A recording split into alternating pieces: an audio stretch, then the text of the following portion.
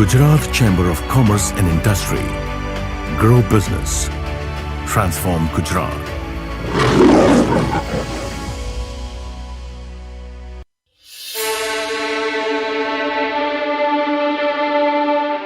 સદીઓથી ગુજરાતીઓ વખણાય છે મીઠાશ માટે. મીઠાશ ના કેવલ આપણા જમવામાં પરંતુ આપણા વાણી અને જીવનશૈલીમાં પણ. ગુજરાતી જમણ ત્યાં સુધી અધૂરું છે જ્યાં સુધી થાળીમાં 4 થી 5 અલગ પ્રકારની મીઠાઈઓ ના પીરસાય. મોહનથાળ, હલવાસન, ઘારી, શ્રીખંડ આ બધી ભેટ છે ગુજરાતની દુનિયા માટે. મિત્રો, જ્યારે ગુજરાતી મીઠાઈઓની વાત આવે ત્યારે આપ સૌના મનમાં એક જ નામ યાદ આવે છે, કંદોઈ ભોગીલાલ મૂળચંદ. આ એક એવું નામ છે જેમણે ઘણા દાયકાઓથી એમની અવનવી મીઠાઈઓથી આપ સૌને મંત્રમુગ્ધ કર્યા છે. તો આવો સ્વાગત કરીએ આજના ગુજરાત ચેમ્બર ઓફ કોમર્સના ઉદ્યોગ જગતની ચર્ચામાં કંદોઈ ભોગીલાલ મૂળચંદ એમના પાર્ટનર શ્રી કમલેશભાઈ કંદોઈનું. સ્વાગત છે સર આપનું. નમસ્તે. નમસ્તે. તો સર, કંદોઈ ભોગીલાલ મૂળચંદ એક 180 વર્ષ જૂની પેઢી છે. એના લેગસી વિશે થોડું આપ જણાવો કે તે કેવી રીતે શરૂ થયું અને આટલા વર્ષોમાં કેવી રીતે ગ્રો થયું. સિન્સ 1845 એક બેનર એવું બન્યું કે ત્યારથી અત્યાર સુધી એક જ નામ અને એક જ ફેમિલી જે રૂલ કરે છે અને વડવાઓના આશીર્વાદથી આ 7 જનરેશન ચાલી રહી છે અને એક જ બિઝનેસ જે પ્યોર ઘી, સ્વીટ, નમકીન અને ડેરી પ્રોડક્ટ એ ત્રણેયનું કોમ્બિનેશન કરીને અમે ધંધો આગળ વધાર્યો. આજે અમારું આખું ફેમિલી આ ધંધામાં અમે જોડે છે. Right sir. તો 7 પેઢી એક ઘણો લાંબો સમય હોય છે, પણ જો કદાચ તમને કિસ્સાઓ યાદ હોય કે જે તમારા દાદા પરદાદાએ કીધું હશે કે ધંધો કઈ રીતે શરૂ કર્યો હતો. આજકાલ ધંધાનો આખી સિસ્ટમ અલગ છે, આખો યુગ અલગ છે, પણ એ જમાનામાં કેવી રીતે ધંધો શરૂ કર્યો, કઈ રીતે કેપિટલ અરેન્જ કર્યું, કેવી રીતે ધંધો આગળ વધાર્યો જનરેશન ટુ જનરેશન. મારા દાદાના દાદાનું નામ કંદોઈ ભોગીલાલ મૂળચંદ છે. એ લોકોએ નાના પાયેથી ધંધો ચાલુ કર્યો, પણ એ જમાનામાં અમારે તો કંદોઈનો બ્લડમાં હોય એટલે ક્વોલિટી માટે કોઈ કોમ્પ્રોમાઇઝ નહીં ને ધીમે ધીમે આગળ વધ્યા.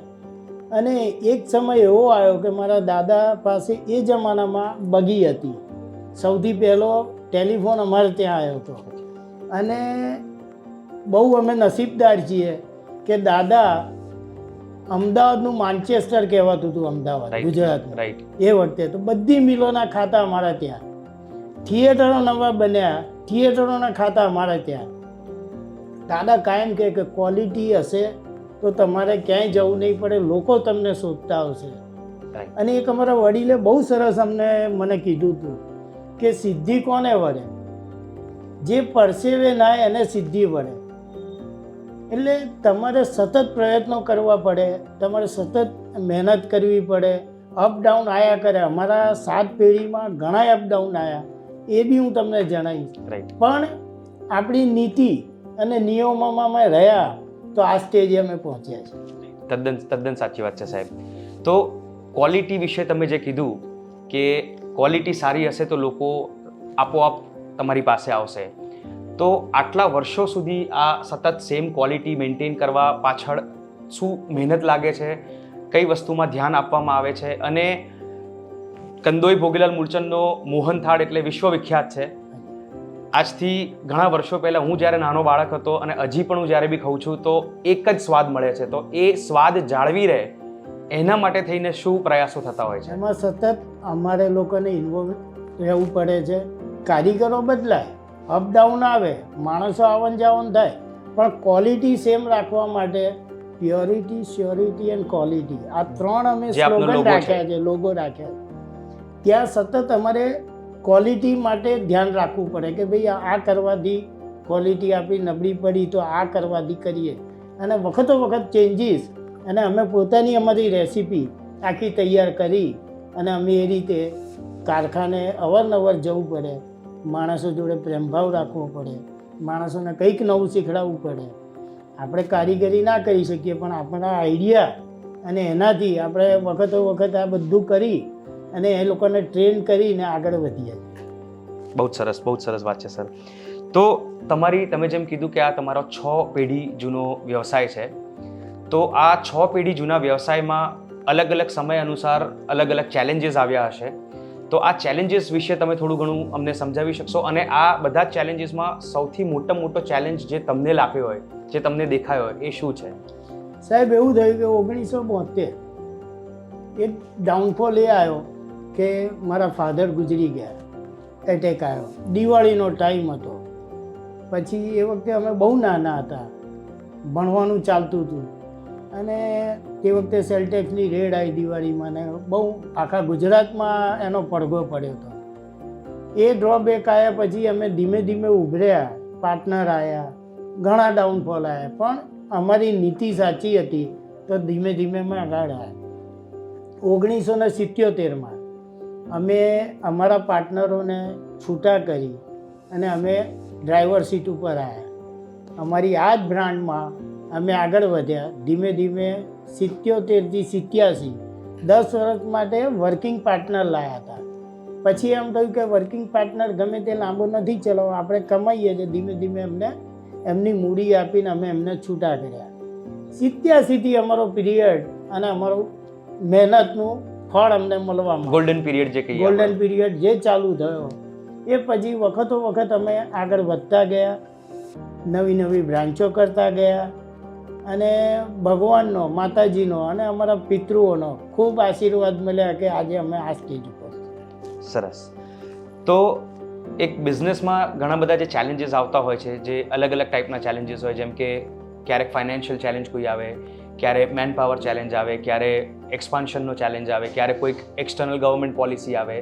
તો હું માનું છું ત્યાં સુધી ફૂડ ઇન્ડસ્ટ્રીમાં મેન પાવરનો એક ચેલેન્જ બહુ મોટો ચેલેન્જ ગણાતો હોય છે, કારણ કે મીઠાઈ બનાવવું એક કળા છે, અને એ કળાને આગળ વધારવા માટે તમારે લોકોને ટ્રેન બી કરવા પડતા હશે, લોકો છોડીને જતા બી રહે, નવા લોકોને તમે પાછા લાવો. તો એ મેન પાવરનો ચેલેન્જ જે છે એ તમે કેવી રીતે સોલ્વ કરો છો, અને તમારે બધી જ રેસિપીઝ તમારી જે છે સ્ટાન્ડર્ડાઇઝ સિસ્ટમ પ્રમાણે કઈ રીતે ચાલતી હોય છે, અને તમે માણસોને કઈ રીતે ટ્રેન કરો છો? સાહેબ, હું એવું માનું છું કે ઉપરવાળાની કૃપા અને પિતૃઓના આશીર્વાદ હોય ને તો ક્યાંય કોઈ તકલીફ નથી પડતી. એનો જાગતો દાખલો કંદોઈ ભોગીલાલ મૂળચંદ છે.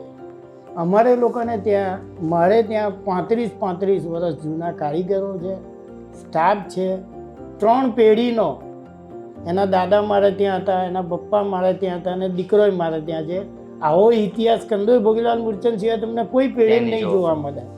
એ એક જ કે અમે અમારી નીતિમાં આગળ વધ્યા છે, નીતિ નિયમો સિવાય અમે ક્યાંય ઓવર ગયા નથી.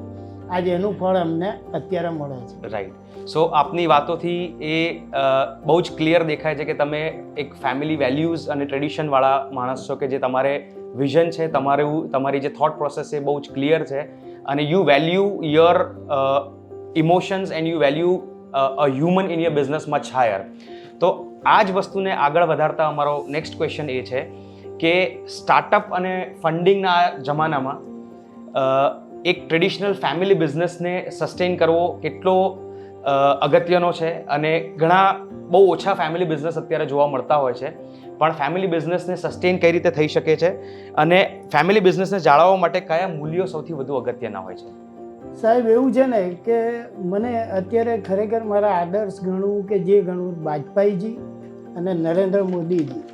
એમણે, નરેન્દ્રભાઈએ એક સ્લોગન બહુ સરસ કીધો છે કે તમારા સપના બહુ ઊંચા હોવા જોઈએ તો તમે આગળ વધી શકો. તમે મહેનત કરો, તમારે ફળ તો તમને મળવાનું જ છે. અમારે બી તકલીફો તો આવી, પણ આ એટલી બધી અમારી બ્રાન્ડની એટલી સારી અસર હતી કે બેન્કોવાળા સામેથી અમને એપ્રોચ કરતા હતા અને અમને ઘણી મદદ કરી, અને એમની મદદથી અમે આગળ આવ્યા. રાઈટ. સો આપનું કહેવું એવું છે કે ફેમિલી જે એક સાથે મળીને કામ કરતી હોય છે એ ઘણું આગળ વધવાનું પોટેન્શિયલ એ બિઝનેસ ધરાવતા હોય છે. સાહેબ, એવું છે કે ફેમિલીમાં જ્યારે ડિસ્પ્યુટ પડે ને પાર્ટ પડે ત્યારે બધું આખો એમ્પાયર તમારો એ થઈ જાય. પણ ઉપરવાળાની કૃપા ગણો, ગ્રાહકોના આશીર્વાદ અને લોકોના અમારી જોડે એટલો પ્રેમ ભાવ છે, તો અમે લોકો આજ 7 જનરેશને જોડે જ છીએ, અને અમે એક સાથે મળીને બધું કામ કરીએ છીએ. જે બહુ ભાગ્યે જ જોવા મળતું હોય છે કે આટલું લાંબુ એક ફેમિલી બિઝનેસ વિધાઉટ ડિસ્પ્યુટ્સ સરસ રીતે ગ્રો થતું હોય એ બહુ જ this is a very rare phenomenon. તો આગળ વધતા એક મારો નેક્સ્ટ ક્વેશ્ચન એ છે કે થોડાક વર્ષો પહેલાં સુધી ગળ્યાના નામ પર ફક્ત આપણી ભારતીય ટ્રેડિશનલ મીઠાઈઓ, ઇન્ડિયન ટ્રેડિશનલ સ્વીટ્સ જ એક વિકલ્પ હતો. ઘણા વર્ષોથી વેસ્ટર્ન ડિઝર્ટ્સ ને ચોકલેટ્સનું કન્ઝમ્પશન જે છે બહુ વધતું ગયું છે. તો આ જે પેરેડાઇમ શિફ્ટ આપણે માર્કેટમાં જોઈએ છે છેલ્લા ઘણા વર્ષોથી, હવે આજકાલના યંગસ્ટર્સ બધા વધારે ઇન્ક્લાઇન્ડ છે વેસ્ટર્ન ડિઝર્ટ્સ ને ચોકલેટ્સ ને ફ્યુઝન સ્વીટ્સ તરફ. તો આ તમે એક ચેલેન્જ ગણો છો કે એક પોઝિટિવ ચેન્જ માનો છો આને? હું તો એવું કહીશ કે આ જે ચોકલેટનો યુગ ને આ બધો ફ્યુઝનનો આવ્યો છે એ ખાલી ટેમ્પરરી શોર્ટ ટાઈમ માટે છે. મને ખબર છે કે વર્ષો પહેલાં આપણે ત્યાં બાપ દાદા કોઈ દાડો ડાયાબિટીસ નામનો રોગ મેં જોયો નહોતો. અમારા દાદા કહેતા હતા, અમારા દાદા વાડકી ભરીને ઘી પીતા હતા, એમને કશું થતું નહોતું. અને રોજ એમને સવાર સાંજ 2 ટાઈમ મીઠાઈ જોઈએ. અને સાહેબ એમને હું ફોલો કરું છું તો અત્યારે હું એમ જ કહું છું, કોઈ ડાયાબિટીક પેશન્ટ આવીને કોઈ અમારે ત્યાં આવે ને મીઠાઈ લેવા, એટલે હું એમને કહું તો ઘણીવાર ઘણા જોડે હોય એટલે કે મીઠાઈ ના કહીશ ડાયાબિટીસ થઈ જશે, તો હું એમને બેસાડું છું અને એમને સમજાવું છું કે જો મીઠાઈ ખાવાથી ડાયાબિટીસના રોગો થતા હોત તો આજે 1845 અમારી દુકાન જ ના હોત. અને ટોપ લેવલના ડૉક્ટરો અમારી મીઠાઈ ઇન્સિસ્ટ કરે છે. કેમ કે અમારી મીઠાઈ જે ગુજરાતી આપણી મીઠાઈ છે ને, આ બધી મીઠાઈ કઈ છે નડે એ બંગાળી ને એ બધી જે છેનામાંથી બને, સુગર સિરપમાંથી બને. અમારી તો પ્યોર ઘી, ચણાની દાળ, બેસન, પછી ઇલાયચી, કેસર, બદામ, પિસ્તા બધી જ એકદમ પૌષ્ટિક આહારમાંથી બને છે. એ કોઈ દિવસ નડતી નથી. અને અમારા દાદા તો ત્યાં સુધી અમારી મીઠાઈ એ વખણાતી હતી કે એ લોકો એમ કહેતા હતા કે નાના છોકરા હોય ને એને તમારે નાનપણથી આટલો રોજ થોડો મગજને એને ખવડાવો ને તો કોઈ દિવસ અત્યાર સુધી સાંધાના કોઈ દિવસ કોઈ દુખાવા ના થાય. અને અત્યાર સુધીનો રેકોર્ડ છે કે જેને અમારો મગજ, આપણો દેશી મગજ, મોહનથાળ આ જેને ખાધા છે ને એને કોઈ દાડો ની રિપ્લેસમેન્ટ આવ્યા જ નથી. એટલે આ બધી કેવી છે કે તમે આરોગ્યને સાચવી અને કામ કરો અને ખાવાની રીત હોય. અને કોઈ બી મીઠાઈ તમે કોઈ બી વસ્તુ તમે ઓવર ખાઓ એની ઇફેક્ટ પડે. પણ અમારી જે દેશી ઘીની આપણી જે મીઠાઈઓ છે, અત્યારે તમને કહી દઉં નવો ટ્રેન્ડ આવી ગયો. અમેરિકામાં લોકો 5 પકવાનની મીઠાઈ કરીને લગ્નમાં કરતા થઈ ગયા. અને અમારે ઘણા એવા સારા ગ્રાહકો છે, બધા અહીંથી લઈ જ જાય છે. અને અહીંયા ઓર્ડર આપે તમે કોરિયર થ્રુ મોકલીએ જ છે. અને અહીંયા એવો ટ્રેન્ડ આવી ગયો કે આપણી દેશી ઘીની બધી જ મીઠાઈઓ જેવી કે આપણી દાણાદાર બરફી, પછી ખારી પૂરી, મગસ, મોહનથાળ, મૈસૂર, આનું એક 5 પકવાનનું આખું જમણ થઈ ગયું. અને લોકો હવે જૂનો ટ્રેન્ડ પાછો આવી ગયો. એટલે અમને એનો આનંદ છે, બીજું કંઈ નહીં. અત્યાર સુધી જે મીઠાઈ આ ચોકલેટ ઉપર લોકો વળ્યા હતા ને, ખરેખર ચોકલેટ તો આમે હાનિકારક છે બધા કહે છે, પણ આપણી જે દેશી ઘીની મીઠાઈઓ ચાલી છે અને હજુ આનાથી એ વધારે ચાલશે એ મને આશા છે. એ વાત ચોક્કસ છે કે અત્યારે નહીં પણ આવતા 100, 200, 300 વર્ષ પછી પણ મીઠાઈને રિપ્લેસમેન્ટ કોઈ ના કરી શકે. અને આપણે જીવીએ છીએ અત્યારે એક હિપોક્રેસીના જમાનામાં જેમાં લોકો વર્ષોથી દૂધ, ડેરી પ્રોડક્ટ્સ ખાતા આવ્યા છે, પણ અચાનક કોકના કહેવાથી લેક્ટોસ ઇન્ટોલરન્ટ થઈ જાય છે. ઘણા લોકોને ઘણી વેગન ફૂડ્સ ને ઘણી બધી વસ્તુની એલર્જીસ થવા લાગી છે ઓલ ઓફ અ સડન. ઘણા લોકો જે છે આપણે વર્ષોથી રોટલી ને બધું ખાતા આવ્યા છે, હવે જે છે એ વ્હીટ નહીં ખાવાનું, કન્ઝ્યુમ નહીં કરવાનું, આ બધું ટ્રેન્ડ ચાલે છે. But it is all an influence of social media, મને જે લાગે છે.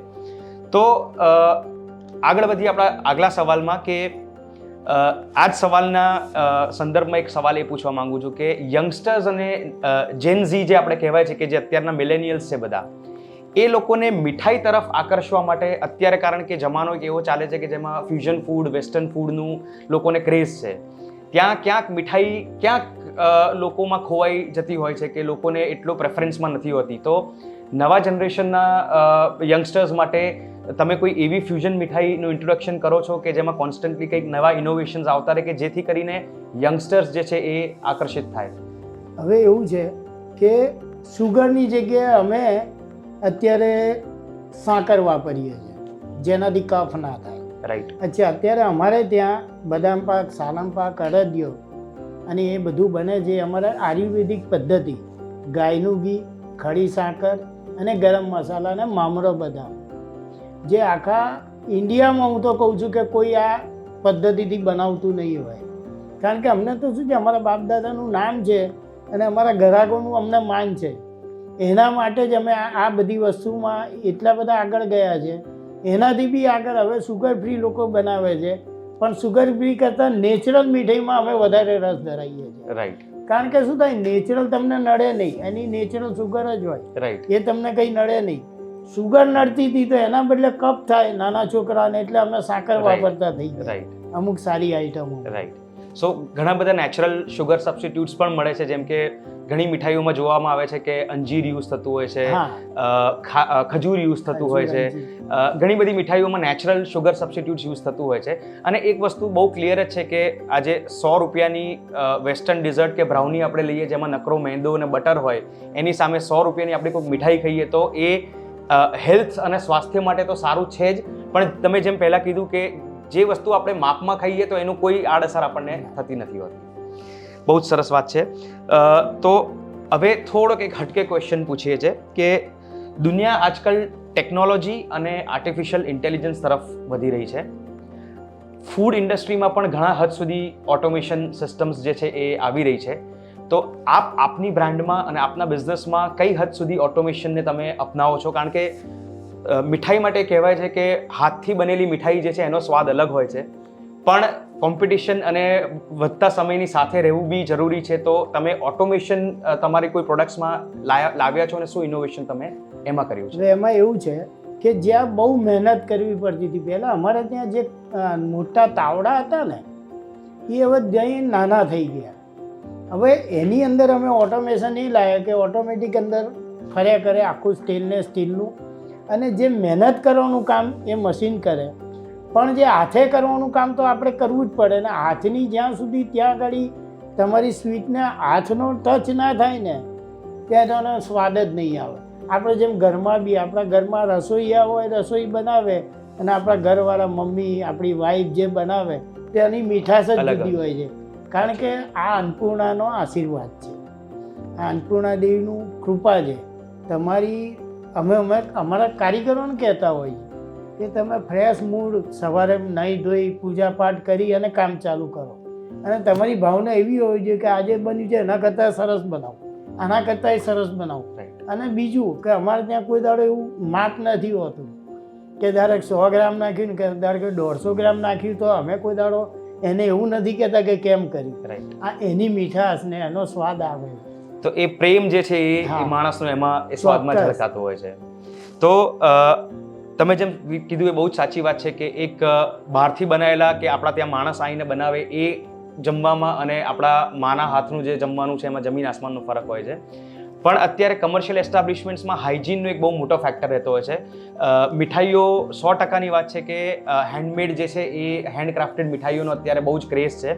પણ હાઇજીનના ફેક્ટરમાં તમે શું વસ્તુઓનું ધ્યાન રાખતા હો છો? કારણ કે એક બહુ મોટો કોઝ ઓફ કન્સર્ન જે આપણા ગ્રાહકો માટે, જે તમારા ગ્રાહકો માટે બી હશે કે લોકો હાઇજીન કોન્શિયસ બહુ થઈ ગયા છે. તો એ સાફ સફાઈ અને ચોખ્ખાઈ અને હાઇજીન વિશે તમે એઝ અ બ્રાન્ડ તમારી શું ધ્યાન રાખો છો? સ્ટાર્ટિંગમાં અમારે ત્યાં બધી દિવાલો હતી ને કરી ચૂનાની હતી. પછી જેમ જેમ બધું હાઇજીન થવા માંડ્યું, જેમ જેમ અમને સમજ આવતા હોય, અમે આખી ફેક્ટરી અમારી આખી પોલિશ લાદીની બનાવી દીધી. દર 11 મહિનામાં 2 વખત અમારી ફેક્ટરી રજા આવે. તે દરમિયાન આખી ફેક્ટરી અમારી ધોવાય, એકદમ નીટ એન્ડ ક્લીન થાય, અને બધા વાસણ કુસણ અમે ધીમે ધીમે અમે સ્ટેનલેસ સ્ટીલના બનાવી દીધા. એટલે હાઇજીનનું જો તમે ધ્યાન ના રાખો તો તમારી ક્વોલિટી પ્રોડક્ટ થવાની જ નથી. દરેક વસ્તુમાં અમારે ધ્યાન રાખવું પડતું. રાઈટ. એટલે લોંગ ટર્મ સસ્ટેન કરવા માટે એક બ્રાન્ડને, એક ફૂડ બ્રાન્ડને હાઇજીનનું પણ એટલું જ ધ્યાન રાખવું પડે છે જેટલું ઇનોવેશન, કોસ્ટ અને બીજા બધા ફેક્ટર્સનું રાખવું પડે છે. બહુ જ સરસ વાત છે. આગલા સવાલ તરફ વધીએ આપણે, જેમાં મારે એક ફ્રોઝન ફૂડ વર્સિસ ફ્રેશ ફૂડના કન્સેપ્ટ ઉપર થોડી વાત કરવી છે તમારી સાથે. Frozen food versus fresh food જે છે એ એક ઘણા લાંબા સમયથી ચાલતો આવ્યો એક ડિબેટ છે, જેમાં બધાના અલગ અલગ લોકોના અલગ અલગ મતાંતર હોય છે. જે રિસર્ચ બેઝડ લોકો હોય છે એ લોકો માને છે કે ફ્રોઝન ફૂડ જે છે એ હેલ્ધી હોય છે. અમુક લોકોને લેમેનને નથી ખબર હોતી. તો ફ્રોઝન વર્સિસ ફ્રેશ ફૂડનો મુદ્દો ઘણો ડિબેટેબલ છે. આપના મતે મીઠાઈ એઝ અ ફ્રોઝન ફૂડનું ફ્યુચર કેવું છે? કારણ કે આપણા ઘણા બધા ભારતીયો ઇન્ડિયાની બહાર રહે છે જે લોકોને આપણે ફ્રોઝન ફૂડ આપવાનું હોય છે. એ જ હું તમને સમજાવવા માંગુ છું. જે આપણા ઇન્ડિયામાં છે એ તાજી મીઠાઈ તમે ખાઓ એની જે ઇફેક્ટ છે એના કરતાં ફ્રોઝન ફૂડ તમે ખાઓ અને વખતો વખત એને તમે ગરમ કરો, એને ફ્રોઝન કરો, પાછું કાઢો, એને ગરમ કરો, તો એમાંથી જે તમારી જે હાઇજીન જે બધું અંદર સારા જે તત્વો હોય છે એ બધા નાશ પામે છે. રાઈટ. પછી શું થાય કે એનો ટેસ્ટ ધીમે ધીમે ઓછો થઈ જાય છે. એટલે અમે તો ગ્રાહકોને એમ જ કહીએ છીએ કે તાજી જ મીઠાઈ તમારે 500ની જરૂર તો 250 લઈ જાઓ, દિવસમાં 2 વાર આવો, 4 વાર અઠવાડિયામાં આવો, પણ શું છે તાજી મીઠાઈ તમે વાપરશો તો હાઇજીન તમારું અને હેલ્થ વાઇઝ બહુ સારી છે. રાઈટ. સો ફ્યુચરમાં પણ તમે એ જ જુઓ છો કે ફ્રોઝન ફૂડ જે છે એ ફ્રેશ ફૂડને ક્યારેય રિપ્લેસ નહીં કરી શકે? બિલકુલ નહીં. અને ફ્રોઝન ફૂડ એટલા માટે થોડું ચાલ્યું છે કે અહીંયાથી જે America, US, Canada, Australia, all over વર્લ્ડમાં જ્યાં ગાડી ગયા છે ને એ લોકોને લોંગ ટાઈમ રાખવું છે ને એ લોકોને સમજ છે કે ફ્રોઝન કરી અને અમારે માઇક્રોવેવ કરીને ખાવાનું છે. આપણા ઇન્ડિયનમાં એટલા બધી અવેરનેસ નથી. એટલે અમે તો એવું પ્રિફર કરીએ કે ભાઈ તમે ફ્રીજમાં મૂકો તો પછી આને ગરમ કરીને જ ખાવું પડશે. તો એની આખી બ્યુટી જુદી છે, એનો ટેસ્ટ જુદો છે. પણ જો તમે વખતો વખત એકને એક વસ્તુ ગરમ કરો ને તો પછી બીજી ત્રીજી વખતમાં એ ન્યુટ્રિશનલ લોસ એમાં થઈ જાય. એટલે આખી એનો ટેસ્ટ ચેન્જ થઈ જાય, કલર ચેન્જ થઈ જાય. રાઈટ. અને ખાવામાં બી તમને આખો ટેસ્ટ ફરી જાય. રાઈટ. રાઈટ. ના, એ વાત તો તદ્દન સાચી છે કે ઘરે પણ બનાવેલું સવારનું ફૂડ આપણે સાંજે ખાઈએ એમાં મજા નથી હોતી. જે ગરમ ગરમ ઉતરતી રોટલીને ગરમ ગરમ બનેલું જે જમવાનું હોય છે એની મજા જ અલગ હોય છે. એટલે મીઠાઈમાં બી 100% એવું છે કે જે ફ્રેશ બનેલી મીઠાઈ જે છે એનો સ્વાદ જે છે એ અતુલ્ય છે. આગલો જે અમારો સવાલ છે એમાં હું એ પૂછવા માંગુ છું કે આજકાલ આપણે જે જનરેશનમાં જે ટાઈમ્સમાં રહી રહ્યા છે એમાં ઘણા બધા કેમિકલ કન્ઝમ્પશન્સનું આપણે ઇન્ટેક લઈએ છીએ. ઘણા બધા ફૂડ સોર્સિસ આપણી પાસે છે જેમાંથી આપણે કોન્સ્ટન્ટ કેમિકલ કન્ઝમ્પશન કરીએ છીએ. ફૂડમાં પ્રિઝર્વેટિવ્સ જે છે એ ઓલમોસ્ટ બધી જ બ્રાન્ડ્સ યુઝ કરતું હોય છે. તો એક ફૂડની શેલ્ફ લાઈફ વધારવા માટે કમર્શિયલ પોઈન્ટ ઓફ વ્યૂથી શું આપ કોઈ પણ પ્રકારના પ્રિઝર્વેટિવ્સ વાપરો છો? અને જો નથી વાપરતા તો શેના માટે નથી વાપરતા? એનો કોઈ પોઝિટિવ ઇફેક્ટ હોય છે? સાહેબ, પહેલાં તો તમને કહું કે જે લાંબુ ટકાવવા માટે, મીઠાઈ ટકાવવા માટે જે પ્રિઝર્વેટિવ નાખે છે પહેલાં તો હાનિકારક છે. કોઈક વારે કોઈ એક્સિડન્ટલી કંઈ તૂટી જાય જો મીઠાઈમાં જતું રહે તે ખાવામાં બહુ હાનિકારક છે. એટલે અમે તો દરેક ગ્રાહકને ઇન્સિસ્ટ કરીએ છીએ કે નેચરલ ખાઓ. અમારે ત્યાં કોઈ આર્ટિફિશિયલ ફ્લેવર અમે રાખતા નથી. ઓકે. નથી બહુ કલર, નેચરલ કલર વાપરીએ છીએ અને બધી જ નેચરલ આઇટમ બનાવીએ છીએ જેથી શું થાય કોઈ આડઅસર એની ના થાય. તમારે ધારો કે સુકાઈ જાય તો એનો ટેસ્ટ ના બદલાય. બરાબર. સો ઘણી ઓછી બ્રાન્ડ્સ એવી જોવા મળે છે, ફૂડ બ્રાન્ડ્સ કે જે લોકો પ્રિઝર્વેટિવ્સનો યુઝ નથી કરતા અને ખરેખર બહુ જ ફ્રેશ અને પ્રિઝર્વેટિવ ફ્રી વસ્તુઓ જે સ્વાસ્થ્ય માટે બહુ સારી છે તે ખવડાવતા હોય છે. તે જાણીને બહુ ખુશી થઈ આજે. આપના આગલા 10 વર્ષના ફ્યુચર પ્લાન્સ વિશે થોડુંક જણાવો છો. આપની બ્રાન્ડને આપ કઈ દિશા તરફ લઈ જવા માંગો છો અને તમારા ફ્યુચર એક્સપાન્શન પ્લાન્સ શું છે? અત્યારે તો એવું છે ને કે ઓલ ઓવર વર્લ્ડમાં તો કંદોઈ ભોગીલાલ મૂળચંદને લોકો ઓળખતા થઈ ગયા છે. અમારે એનાથી બી આગળ જવું છે ને અમારી જનરેશનને અમે કીધેલું જ છે કે તમે ગમે તેટલું ભણો, તમારે આવવાનું છે તો અહીંયા લાલ લાઇટની ગાડીમાં ફરો, મિનિસ્ટર થાવ, પણ દુકાને તો આવવાનું જ પડશે. અને આ બ્રાન્ડને આપણે આગળ લઈ જવા માટે અથાગ મહેનત કરશો, અમે કરી છે, તમારે કરવાની છે, તો જ આ બ્રાન્ડ આગળ જશે, બાપ દાદાનું નામ ચાલશે. બાકી મહેનત કર્યા વગર કશું પામતા નથી. આ તો સત્ય છે. અને પ્યોરિટી, સ્યોરિટી અને ક્વોલિટી આ ત્રણમાં અમારું એક સ્લોગન હતું. મારા દાદાએ બહુ વર્ષો પહેલાં નાનો હતો, જતો હતો માણેક ચોકની દુકાને, ત્યાં એક બોર્ડ ઉપર, પતરાના બોર્ડ ઉપર લખેલું હતું પ્રમાણિકતા એ અમારો મુદ્રાલેખ છે અને સત્યમેવ જયતે. એટલે આ રસ્તે જે જાય ને એને અવરોધો બહુ આવે, એને લોકો નડે ખરા, તકલીફો આવે, પણ એક વસ્તુ ચોક્કસ છે કે એ જે એમાંથી પાસ થઈ ગયો ને એ કોઈ દિવસ પાછો ના પડે ને એને કોઈ આગળ બીજો વિઘ્ન ના આવે. રાઈટ. એટલે તમે તમારો જે સ્લોગન છે પ્યોરિટી, શ્યોરિટી અને ક્વોલિટી, એને ધ્યાનમાં રાખીને તમારા ફ્યુચર જનરેશન્સને પણ તમે પ્રેરણા આપો છો કે આ જ બિઝનેસમાં તમે આગળ વધારો, કારણ કે 180 વર્ષ કોઈ એક બિઝનેસ આટલું લાંબુ ચલાવવું એ સૌથી પહેલાં તો બહુ જ કમેન્ડેબલ વાત કહેવાય છે કે ઘણા ઓછા બિઝનેસીસ છે કે જે લોકો 100 વર્ષથી જૂના બિઝનેસીસ છે. એટલે 180 વર્ષ જૂનું બિઝનેસને આટલી બધી મહેનત કરેલી, આટલી બધી પેઢીના લોકોએ મહેનત કરેલું કામ જે છે એને આગળ વધારવા માટે ફેમિલીનો સપોર્ટ તો જોઈતો જ રહેતો હોય છે. તો સાહેબ, આપણા વિશે એક બહુ જ સરસ હમણાં વાત જાણવા મળી જે તમે કીધી કે અમારા ફેમિલીમાં પણ એવું એક ટ્રેડિશન છે કે ભલે તમે ગમે તે ભણો, ગમે તે ફિલ્ડમાં આગળ વધો, પણ છેલ્લે તમારે આ બિઝનેસ તો જે છે એ આગળ વધારવાનું જવાબદારી આવશે જ. તો એક જનરેશન ગેપ જે રહેતું હોય છે, જેના કારણે બિઝનેસમાં, કારણ કે ચેન્જ ઇઝ કોન્સ્ટન્ટ, ચેન્જ તમારે લાવવો જ પડતો હોય છે. નવા જનરેશનની થોટ પ્રોસેસ અલગ હોય, જૂના જનરેશનનો એક્સપિરિયન્સ પ્રમાણે થોટ પ્રોસેસ અલગ હોય. તો આ એક જે જનરેશનલ ગેપ અને જનરેશનલ થોટ પ્રોસેસમાં જે ડિફરન્સ આવતો હોય છે, એમાં તમે કેવી રીતે ટેકલ કરો અને તમારા આગળ જે ફેમિલી મેમ્બર્સ છે, જે લોકો આગળ બિઝનેસ વધારવાના છે, એ લોકોને તમે કઈ રીતે સલાહ સૂચન તમારી આપતા હો છો? સાહેબ, પહેલાં તો કહું કે 1845થી 7 જનરેશન ચાલ્યું, એટલે અમારા બી બાપ દાદાએ અમને જ્ઞાન આપ્યું હતું કે બેટા આપણો ધર્મ આ છે, આપણું કામ આ છે, આપણે લોકોની સેવા સાથે કમાવાનું છે. તો તમે આ ધંધામાં રહેશો અને તમે આગળ વધશો નીતિ નિયમોથી, તો તમે ચોક્કસ આગળ જશો. અને કોઈ ધંધો નાનો નથી હોતો.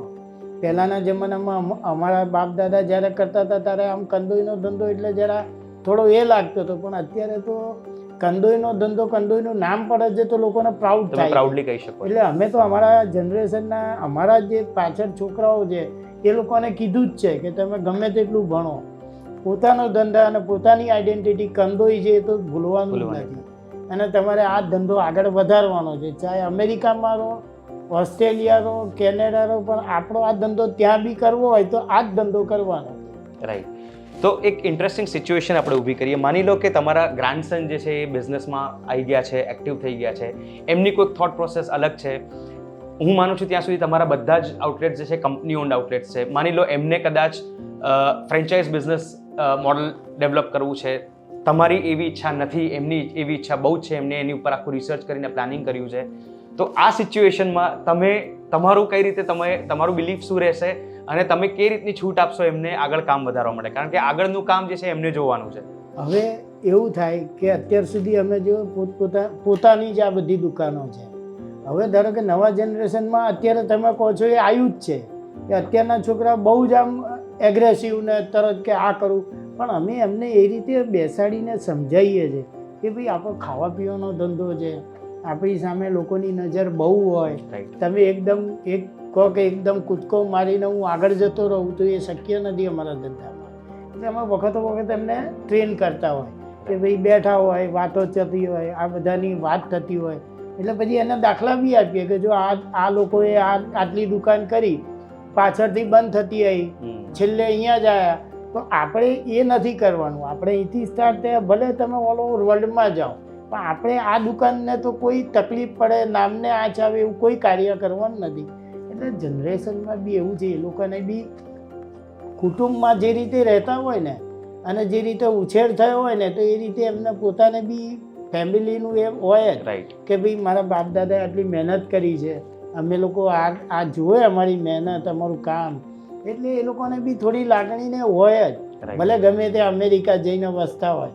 ઘણા એવા કિસ્સા અમારી જ્ઞાતિમાં છે કે અમેરિકા જઈ આવેલો એક યુરોપમાં એમને દુકાન કરી હતી, ત્યાં મોટો સ્ટોર હતો, અને એ અહીંયા આવીને ડાકોરવાળા અમારા છે રાજેશભાઈ, મારા સગા મુરજીભાઈ ગોટાવાળા, એનો ગ્રાન્ડસન અહીંયા દુકાન કરીને બેઠો છે, ભણ્યો છે એટલું, પોતે ત્યાં એટલું કમાતો હતો, પણ એની એક જ લાગણી કે મારા બાપ દાદાનું નામ છે ને મારે આગળ વધારવું છે. સો ફેમિલી વેલ્યુઝ જે છે એ આપણા બિઝનેસમાં પણ ઝળકાતી હોય છે, એ બહુ ચોક્કસ વાત છે આપની. અને જે તમે સમજાવ્યું ત્યાં એના પરથી મને જે શીખ મળી છે કે એક યંગસ્ટર્સનું પેશન અને એગ્રેશનની સાથે વડીલોનું એક્સપિરિયન્સ અને એમની એક થોટ પ્રોસેસ પણ સાથે બિઝનેસમાં લેવી જોઈએ. તો આજનો મારો આખરી સવાલ તમારા માટે એ રહેશે, છેલ્લો સવાલ એ છે કે આપણા ઘણી બધી ઓડિયન્સ જે છે એ ન્યૂ જનરેશન ઓન્ટરપ્રિન્યોર્સ છે, જે નાના વેપારી છે, જે લોકોને નવો ધંધો ચાલુ કરવો છે, તો એક ફૂડ ઇન્ડસ્ટ્રી કે કોઈ પણ બિઝનેસને ચાલુ કરવા માટે અને એને સક્સેસફુલી આગળ વધારવા માટે તમારા તરફથી 2 કે 3 એવી કઈ ટિપ્સ છે કે જે બધાએ જ એમના બિઝનેસમાં ધ્યાન રાખવું પડે અને એ ટિપ્સને જો લોકો સરસ રીતે માને તો એ એમનો ધંધો આગળ વધારી શકે? સાહેબ, પહેલાં તો મેં તમને જેમ કીધું એમ ક્વોલિટી, એ ક્વોલિટીનું ધ્યાન રાખીને કોઈ બી બિઝનેસ તમે જુઓ, અત્યારે નાના લારીઓવાળાને ત્યાં લાઈન કેમ હોય છે કે ભાઈ એનો ટેસ્ટ, એક પોતાનો ટેસ્ટ ક્રિએટ કરીને આગળ વધે ને ચોક્કસ આગળ જાય. કારણ કે તમે ક્વોલિટી અને ટેસ્ટ વગર તમારું આગળ જવાનું નથી. એટલે કોઈ બી નાના વેપારીઓને હું તો એમ જ કહું છું કે કાયદાનું પાલન કરી અને સારી રીતે તમે ધંધો કરો તો તમે કોઈ દાડો પાછા પડશો જ નહીં અને તમારા ધંધાને કોઈ તકલીફ નહીં પડે. વખતો વખત તમારી પ્રગતિ થશે. રાઈટ. અને ગ્રાહકના સપોર્ટ ક્યારે મળે કે તમારે ત્યાં લારી ઉપર બી લોકો ચા પીવા આવે છે. કેમ આવે છે કે ક્વોલિટી હોય છે, ત્યાં એક જ ટાઈપનો ટેસ્ટ હોય છે.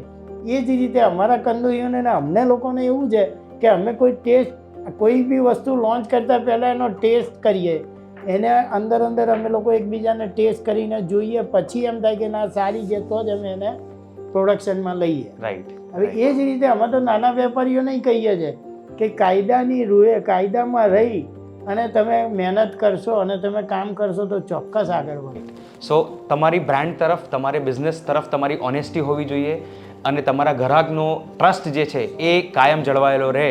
Those are the 2 main important things for any business. Gujarat chamber of કોમર્સની એક નવી પહેલ જે કરી છે ગુજરાત ઉદ્યોગને આગળ લાવવાની અને લોકોને સાંકળીને ચાલવાની, એ બદલ એમને ખૂબ ખૂબ અભિનંદન. અને આનાથી લોકોને એટલો પ્રોત્સાહન મળશે અને લોકોને કંઈક નવું જાણવા મળશે અને એમના ધંધામાં ઇમ્પ્રૂવ થશે, નવી ઓળખાણ થશે અને આગળ વધશે. Thank you Gujarat chamber of commerce.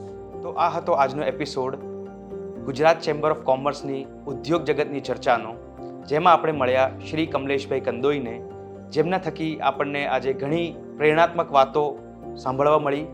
ખાસ કરીને ક્વોલિટી, પ્યોરિટી અને શ્યોરિટી જે એમની કંપનીના 3 અમૂલ્ય વિઝન છે તે દરેક બિઝનેસમાં કેવી રીતે એપ્લિકેબલ છે અને ઘણી બધી શીખ આપણને મળી જે આપણે આપણા વ્યવસાયમાં પણ કરી શકીએ છીએ.